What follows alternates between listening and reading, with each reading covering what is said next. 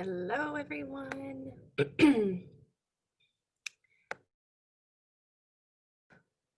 wanted to just start a few minutes early to make sure everything was working right and to make sure that everyone can get on. This is webinar number 1 for me, so I am still learning a little bit about it, but hopefully you guys can jump on. Okay, a few housekeeping things as you guys are coming in. I am going to have, there should be at the bottom of the screen, there should be like a little raise hand or a Q&A piece down there. And I would love to answer questions at the end. So if you have any questions, just go ahead and put them in the box below and I will get to them at the end. And I am going to leave some time for Q&A at the end. So if you have things that you want more clarification on, if you have things that you have been thinking about as you have prepared for this, I would love to hear those. Okay, I think we should get started. If you are new here or if somebody sent you this and said that this might be helpful for you, I'm so glad you're here. My name's Whitney and I am a life and business coach. I focus heavily on mindset and getting rid of head trash and boosting productivity, reducing the symptoms of burnout and avoiding burnout.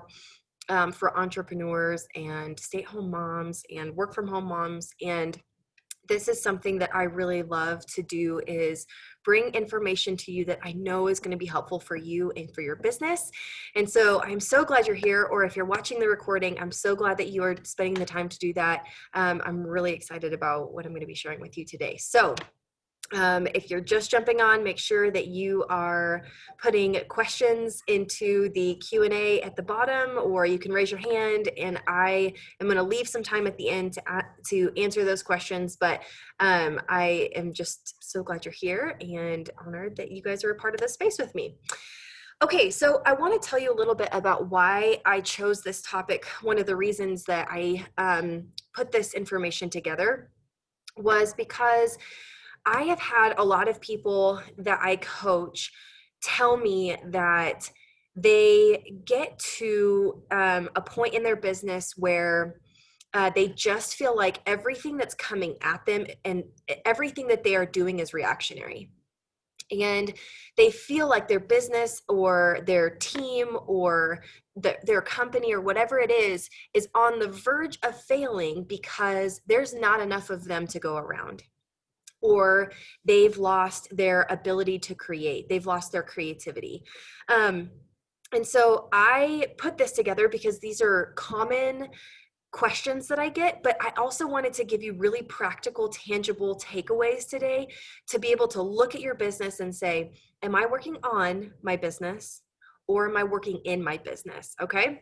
So I want to give you kind of a staggering statistic that I read this last week that was kind of eye-opening for me, because I think that we really underestimate the impact that this has on our business as a whole. Okay, so 66% of businesses make it to the 1-year mark. And in business, 30% of those make it to the 10-year mark, which is kind of crazy because I feel like right now in this day and age, being an entrepreneur is celebrated, and starting your own business is something to be really proud of. And I really believe that we get to a point in that when we look at it and we think, I don't know if this is going to keep going. Like, what has happened? I have this dream, I have this motivation, and I'm at a point where I'm like, is it going to work? And I want to tell you a little bit about that. The reason that only 30% make it to the 10-year mark is because of the 80-20 rule. So if you're familiar with this, 80% of your time should be working in your business. 20% of your time should be working on your business. So you might be sitting there and you're like, okay, working in, working on. I don't even know what the difference is in the two. So I'm going to give you some definitions, and then we're going to go through a little exercise for you to start differentiating in your mind, okay?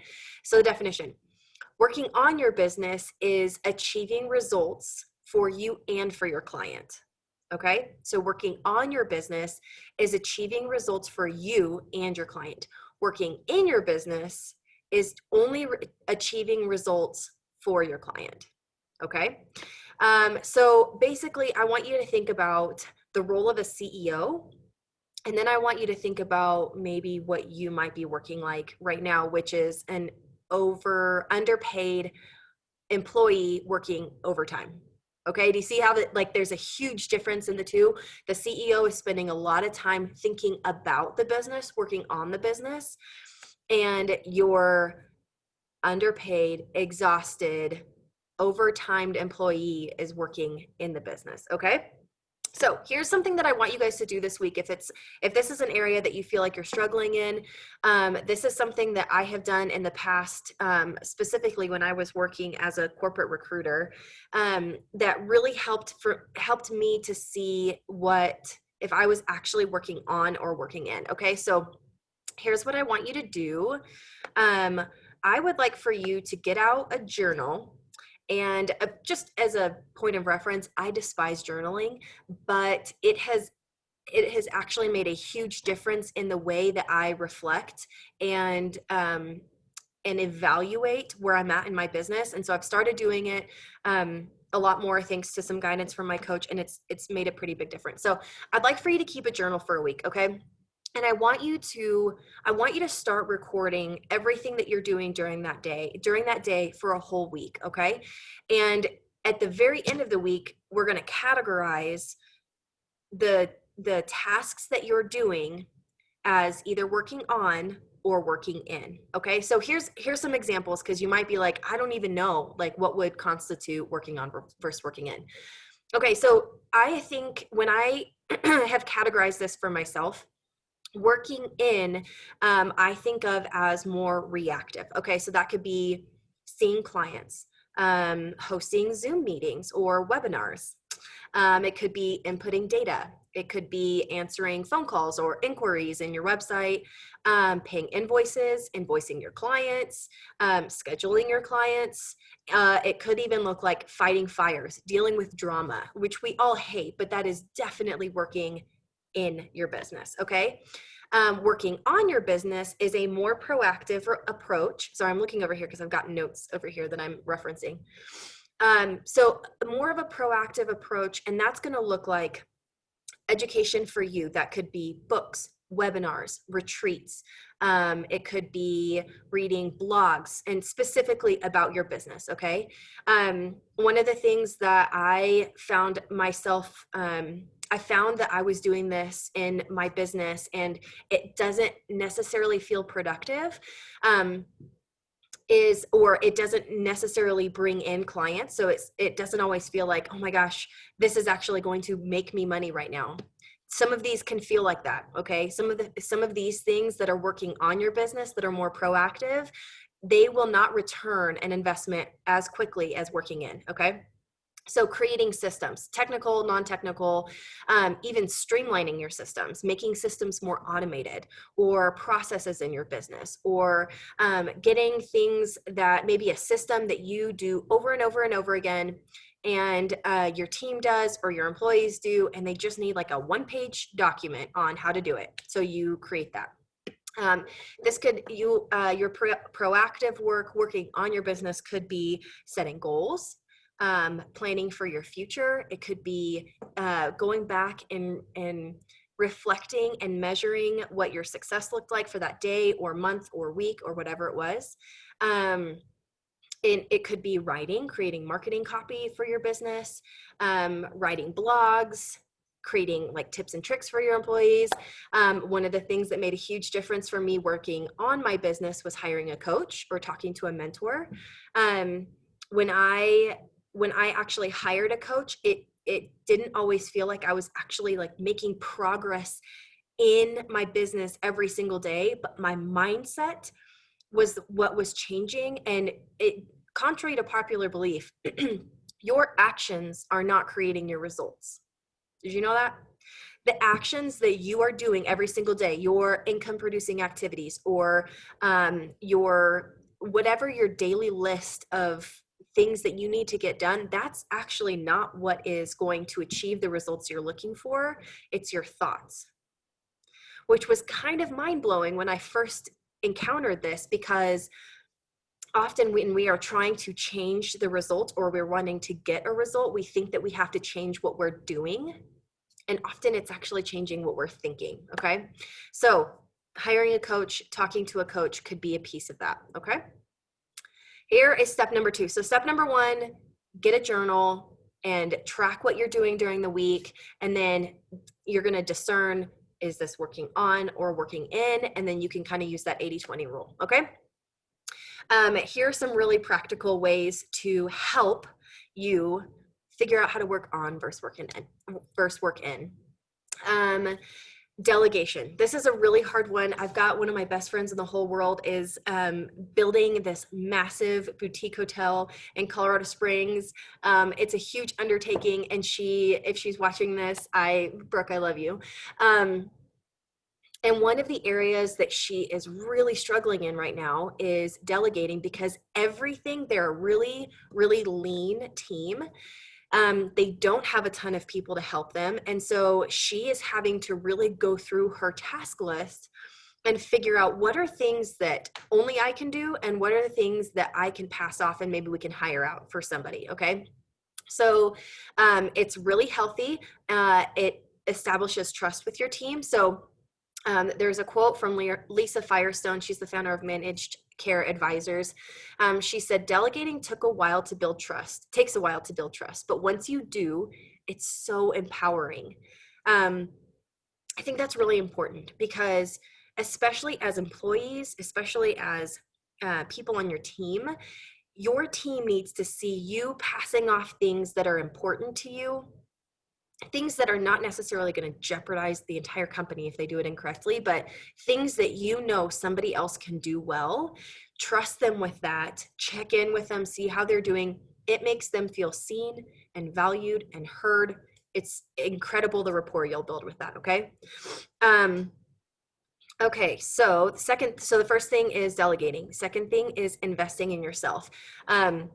Especially if you're in the network marketing world, this gets masked sometimes as I only need to read this book, I only need to listen to this podcast, I only need to go on this retreat, and that is how I'm going to invest back into my business. And investing back into your business and investing in yourself can sometimes be similar things, especially if you are an entrepreneur and like a coach, where investing in you is investing in your business. But your career will reach a plateau or will reach a ceiling when you stop growing. Your business will only grow when you as the owner grows. So you will only know as much as you know, One of the areas that I have really been focusing on coaching in with my coach specifically is leadership principles, coaching other coaches. And there are so many things that I am still new at in some ways, and areas that I would have no knowledge in if I hadn't hired a coach. And it wasn't that I wasn't reading all the books and listening to all the podcasts, but when you actually learn something and experience it for yourself, that's when the magic happens. So I have this quote that says, success doesn't happen because your external circumstances get better. It happens because you get better. And an investment in yourself is something that is going to keep returning an investment over and over and over again. One of the things that one of my mentors said this last week was, when you pay up, you show up. It's just like hiring a personal trainer or hiring a coach. When you invest and put money into investing in yourself, you are far less likely to just quit or to not go or to say, I just don't feel like it today, because you've actually put your money there. And where you put your money is usually when you're actually mentally and physically, emotionally invested. Okay. Outsourcing. We're going to talk about outsourcing, different than delegating. Delegating would be like giving things to your team or your employees or something like that. Outsourcing, I want you to think about if you run your own business, and you are doing the website and all of your administrative responsibilities, and you are sending out your email lists and your flyers and all of the things. I want you to think about what your time is worth, and if outsourcing a small piece of what you're doing is going to make you more productive or less productive. So it's just basically going to free up a little bit of your time. And you guys, let me just tell you, virtual assistants are not as expensive as you think they are. And there are people out there who are gifted and skilled in helping and walking alongside business owners and creating capacity for them. And it is not that large of an investment to clear up your brain space and clear up your schedule in order for you to work on your business more effectively. This could even be something, outsourcing could even be something in your home, like hiring a housekeeper once a month, hiring a nanny, getting your kids to daycare an afternoon a week so you have time. But I really want you to look at your schedule and think about what the things are that you can do and what someone else might be able to do. Okay, this one is really interesting to me because I had never really thought about this until when I was a recruiter in human resources at Young Life. One thing my boss would encourage me to do is she would say, Whitney, I want you to give this project, go and sit in a room with these 3 people, and I want them to poke holes in what you're doing.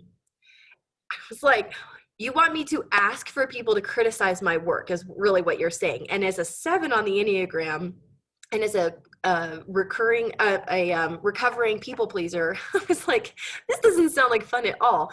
But it's so important. So I want you to take a step back from your business and think about it in a little bit higher, like a 30,000 foot view.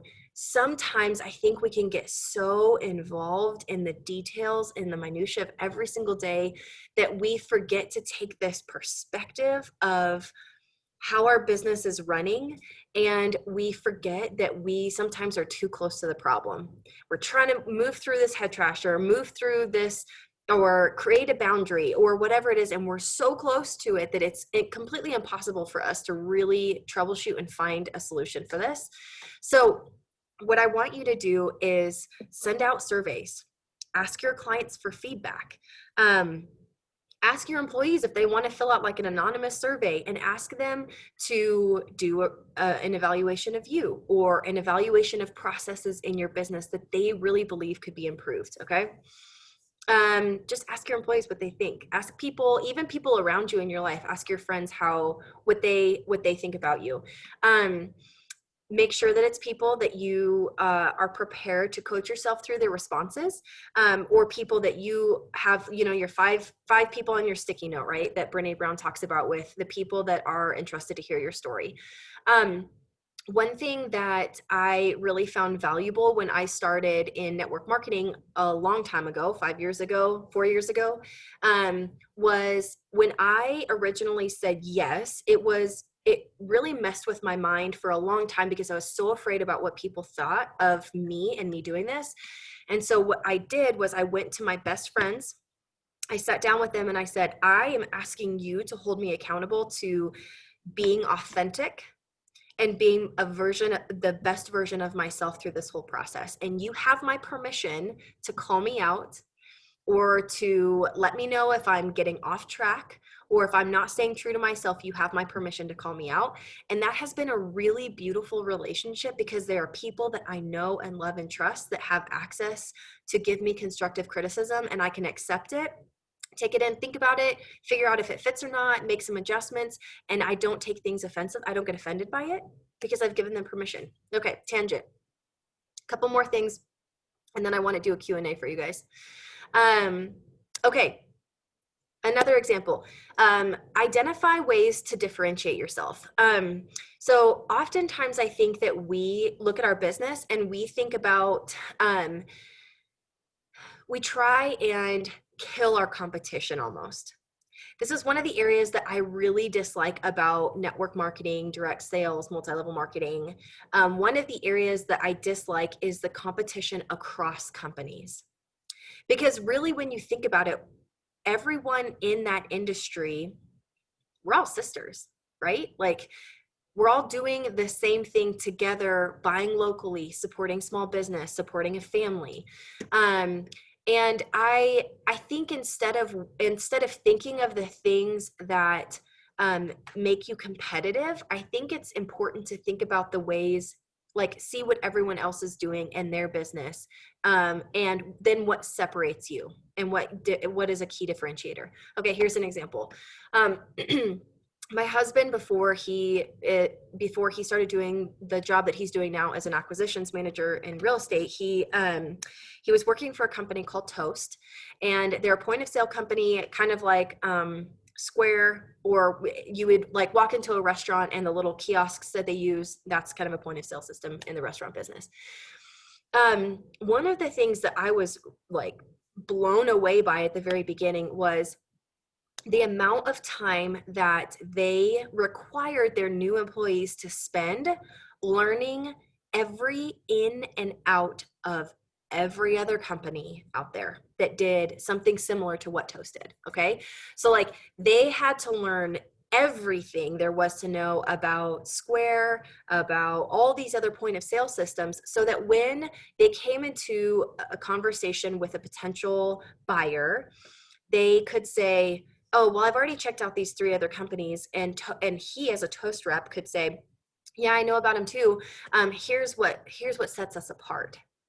And I think there's something really profound about being able to look at your competition, look at the people out there that are doing something similar, and then figure out ways that think of ways that make you different, that set you apart. Okay, so last thing, and this is kind of there are 3 things within this. Okay, so I want you to be constantly evaluating your business performance. And this may sound a little bit corporate-y, but as an entrepreneur, I think it's really important to be a good steward of your processes and your systems in place. So here are the 3 things to think about. Revenue and profit. Is my business model serving my life and family, where I'm able to bring in enough to cover costs to invest back into my business or invest back into growth? Like, I'm not just breaking even and at the end of the month saying, okay, well, at least we're not under, right? You're making enough at the very beginning and evaluating your processes so you can invest back into your growth. And I'm doing this, I coach my clients in this all the time. Your first investment into a coach is almost the scariest, because you haven't necessarily made your money back that you're investing into yourself with a coach.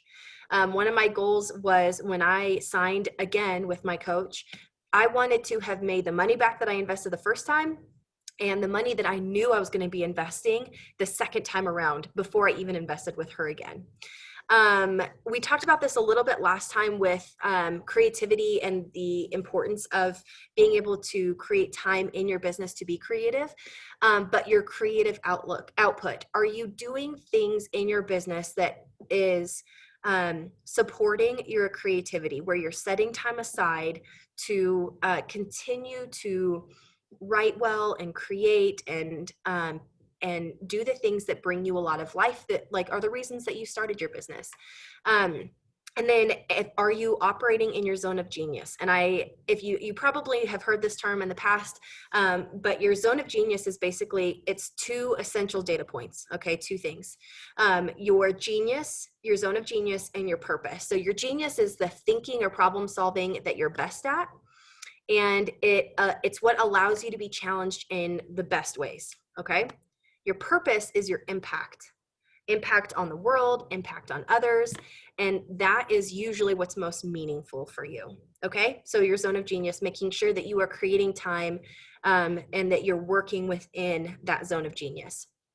And then the last thing is your quality of life, right? Like, I think one of the things that we preach about, especially as entrepreneurs, is I'm creating a life that I don't need a vacation from. And then what I find, and I've done this in the past too, is that we work so long and so hard that we haven't even taken the time to schedule in a vacation. because we're working all the time. Because if we aren't working, we're not making money. That's what our brain is telling us, which is a lie, by the way. So does your business support your health? Does it support the health of your family? Does it support the health of your hobbies? And is it enabling you to take time away to recharge and recenter and refocus, so that your family isn't resenting you and your friends are not resenting you, and you are able to live a life that you have always dreamt of when you've dreamt of being an entrepreneur, right? It's like it's one of the main reasons that we do what we do. Okay, so I know that that's a ton of information, and I can definitely put my notes into the comments or the commentary piece of this webinar. And I'll put this on my free Facebook page as well. But I am just going to see if you guys have any questions, or if there's anything that you had thought about while you were listening to this that has been helpful for you. I am going to give you just a few minutes to answer questions or ask questions, and then I'll answer them if you have them. Thank you guys so much for being here. Let me just click on this. This is like first time doing webinar, so I'm kind of getting used to it a little bit, but I like it. I'm all about it. And thank you guys for jumping on. Like, I am overwhelmed by how many people are on here right now. Okay. Anyone have questions?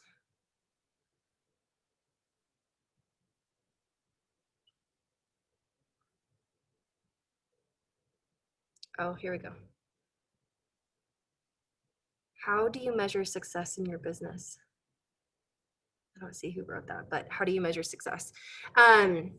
One of the things that I think is really important is to make sure that you are measuring success yourself, and that you're not letting everybody else measure it for you, right? Because there are some people, I think, that can,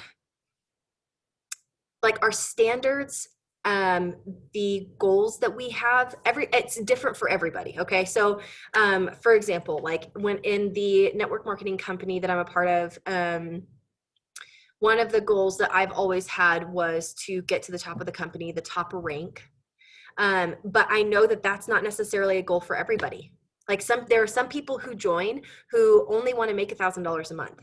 And I think being able to take time and write out the goals that you have or the things that are important to you, setting those at the beginning and reevaluating those as you go, but setting those at the beginning so that way you have things to look forward to. You have specific goals that you are trying to achieve, and that when you get there, you can reevaluate. You get, like, if you get to the top and you think, okay, now what's next? What do I want to do next? Then you have already thought about that before you get into that position, and you've coached yourself through what that could look like. But your measure of success cannot be determined by what she says is important or what I say is important. It has to come from what you believe is important for you and for your family. Okay, any other questions? If not, I'm going to let you guys go, and I will put this recording in my free Facebook group. But I really appreciate you guys being here. Thank you for listening and investing, and just getting to a place where you can take some of these things. I hope they were helpful for you. But thank you guys so much for joining, and have a happy Wednesday.